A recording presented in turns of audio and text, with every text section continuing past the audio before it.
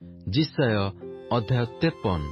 आम्भମାନଙ୍କ ସମ୍ବାଦ କିଏ ବିଶ୍ୱାସ କରିଅଛି ଓ ସଦାପ୍ରଭୁଙ୍କର ବାହୁ କାହା ନିକଟରେ ପ୍ରକାଶିତ ହୋଇଅଛି?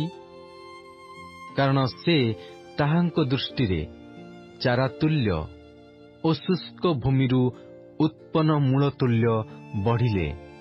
ତାହାଙ୍କର ରୂପ କି ଶୋଭା ନାହିଁ, ପୁଣି ତାହାଙ୍କୁ ଦେଖିଲେ ଆମ୍ଭେମାନେ ଯେ ଶ୍ରଦ୍ଧା କରିବା, ତାହାଙ୍କର ଏପରି ସୌନ୍ଦର୍ଯ୍ୟ ନାହିଁ। ସେ ଅବଜ୍ଞାତ ଓ ମନୁଷ୍ୟର ତ୍ୟକ୍ତ, ଦୁଃଖୀ ଲୋକ ଓ ଶୋକ ପରିଚିତ। ପୁଣି ମନୁଷ୍ୟମାନେ ଯାହାଠାରୁ ମୁଖ ଆଚ୍ଛାଦନ କରନ୍ତି, ଏପରି ଲୋକତୁଲ୍ୟ ସେ ଅବଜ୍ଞାତ ହେଲେ, ଆଉ ଆମ୍ଭେମାନେ ତାହାଙ୍କୁ ମାନ୍ୟ କଲୁ ନାହିଁ। ନିଶ୍ଚୟ ସେ ଆମ୍ଭମାନଙ୍କର ଯାତନା ସବୁ ଧାରଣ କରିଅଛନ୍ତି ଓ ଆମ୍ଭମାନଙ୍କର ବ୍ୟଥା ସବୁ ବହିଅଛନ୍ତି। ତଥାପି ଆମ୍ଭେମାନେ ତାହାଙ୍କୁ ଆହତ ଓ ପରମେଶ୍ୱରଙ୍କ ଦ୍ୱାରା ପ୍ରହାରିତ ଓ ଦୁଃଖଗ୍ରସ୍ତ ବୋଲି ମଣିଲୁ। ମାତ୍ର ସେ ଆମ୍ଭମାନଙ୍କ ଅଧର୍ମ ନିମନ୍ତେ କ୍ଷତ ବିକ୍ଷତ ହେଲେ ଓ ଆମ୍ଭମାନଙ୍କର ଅପରାଧ ନିମନ୍ତେ ଚୂର୍ଣ୍ଣ ହେଲେ।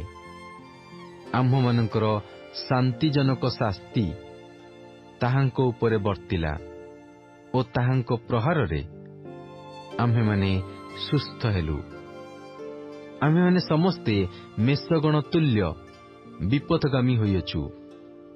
ଆମ୍ଭେମାନେ ପ୍ରତ୍ୟେକେ ଆପଣା ଆପଣା ବାଟ ଆଡ଼େ ଫେରିଅଛୁ, ଆଉ ସଦାପ୍ରଭୁ ଆମ୍ଭ ସମସ୍ତଙ୍କର ଅପରାଧ ତାହାଙ୍କ ଉପରେ ବର୍ତ୍ତାଇଅଛନ୍ତି। ସେ ଉପଦ୍ରବ ପ୍ରାପ୍ତ ହେଲେ, ତଥାପି ସେ ଆପଣାକୁ ନମ୍ର କରି ଆପଣା ମୁଖ ଫିଟାଇଲେ ନାହିଁ। ବଦ୍ଧ ସ୍ଥାନକୁ ନିଆଯିବା ମେଷ ଶାବକ ତୁଲ୍ୟ, ଲୋମଛେଦକମାନଙ୍କ ସମ୍ମୁଖରେ ନୀରବ ମେଷି ତୁଲ୍ୟ ହୋଇ ସେ ଆପଣା ମୁଖ ଫିଟାଇଲେ ନାହିଁ। ସେ ଉପଦ୍ରବ ଓ ବିଚାର ଦ୍ୱାରା ଦୂରୀକୃତ ହେଲେ, ଆଉ ସେ ଯେ ଜୀବିତ ଲୋକମାନଙ୍କ ଦେଶରୁ ଉଚ୍ଛିନ୍ନ ହେଲେ, ଏହା ତାହାଙ୍କ ସମୟର ଲୋକମାନଙ୍କ ମଧ୍ୟରେ କିଏ ବିବେଚନା କଲା? ଆମ୍ଭ ଲୋକମାନଙ୍କର ଅପରାଧ ନିମନ୍ତେ ସେ ପ୍ରହାରିତ ହେଲେ। ପୁଣି ସେ କୌଣସି ଦୌରାତ୍ମ୍ୟ ନ କଲେ ହେଁ ଓ ତାହାଙ୍କ ମୁଖରେ କୌଣସି ଛଳ ନଥିଲେ ହେଁ, ଲୋକମାନେ ଦୁଷ୍ଟଗଣର ସହିତ ତାହାଙ୍କର କବର ନିରୂପଣ କଲେ ଓ ମୃତ୍ୟୁରେ ସେ ଧନବାନର ସଙ୍ଗୀ ହେଲେ। ତଥାପି ତାହାଙ୍କୁ ଚୂର୍ଣ୍ଣ କରିବାକୁ ସଦାପ୍ରଭୁଙ୍କର ଅଭିମତ ହେଲା। ସେ ତାହାଙ୍କୁ ଦୁଃଖଗ୍ରସ୍ତ କରିଅଛନ୍ତି। ତୁମ୍ଭେ ତାହାଙ୍କ ପ୍ରାଣକୁ ପାପାର୍ଥକ ବଳି କଲେ ସେ ଆପଣା ବଂଶ ଦେଖିବେ। ସେ ଦୀର୍ଘାୟୁ ହେବେ ଓ ତାହାଙ୍କ ହସ୍ତରେ ସଦାପ୍ରଭୁଙ୍କର ଇଷ୍ଟ ସିଦ୍ଧ ହେବ। ସେ ଆପଣା ପ୍ରାଣ ବେଦନାର ଫଳ ଦେଖି ତୃପ୍ତ ହେବେ। ଆମ୍ଭର ଧାର୍ମିକ ଦାସ ଆପଣାର ଜ୍ଞାନ ଦ୍ୱାରା ଅନେକଙ୍କୁ ଧାର୍ମିକ କରିବେ ଓ ସେ ସେମାନଙ୍କର ଅପରାଧ ବହିବେ।